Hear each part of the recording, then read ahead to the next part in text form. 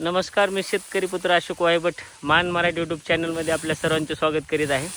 तर सध्याची एकंदरीत परिस्थिती पाहता सध्या ज्वारीची काढणी चालू आहे. बरेच नवीन तरुण मंडळी आहेत की ज्यांना ज्वारी काढल्याच्या नंतर कणस काढल्याच्या नंतर कडबा बांधण्यासाठी अडचणी येतात. कडबा कसा बांधायचा, तर आपल्यासोबत आहेत जातीवंत शेतकरी सतीश वायभट. आज यांच्याकडून आपण पाहून घेणार आहेत की कडब्याची पिंडी कशी बांधायची जेणेकरून ती सुटणार नाही. एक आळ्याने कशी बांधायची, दोन आळ्याने कशी बांधायची, सर्व गोष्टी आपल्याला समजणार आहेत. तात्या चालू करा. हे पाहू शकता, असं चिपाड्या घ्यायच्या हातामध्ये, चांगले चिपाडे निवडायचे आणि असे त्याच्या असे धरायचे उजव्या हातामध्ये, असं ठसायचं बुडका. त्यानंतर असे आपल्याला लागेल तेवढी पिंडी घ्यायची, आपल्या इच्छेनुसार बांधू शकता. आणि हे असं पकडायचं, असं पकडल्यानंतर एक उजवा पाय असा घ्यायचा, जोरात वाढायचं पाहिजे एवढं आवळतं आणि असं आडा मारायचा. ते असं ठेवल्यानंतर तुमची पिंडी कधीही सुटणार नाही, सिंगल बांधली जाईल.